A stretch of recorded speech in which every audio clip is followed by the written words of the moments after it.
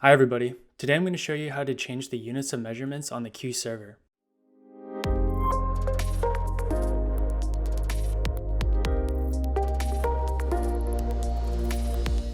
So for this video, I'm going to be using a DHT11 temperature sensor and a distance ultrasonic sensor, and we're going to use the readings they give us and change the units for those readings.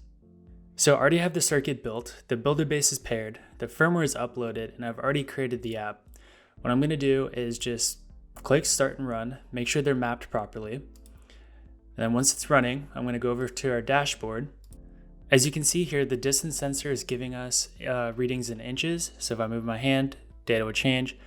And then the temperature sensor is giving us a reading in Fahrenheit. But if I want to change this to metric units of measurement, what you would have to do is go back to your Q server, go to settings, go to general settings, and then scroll down to the measurement section.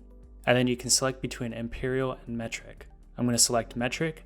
And then when I go back to the dashboard, you can see here that the distance sensor already changed its units of measurements to centimeters.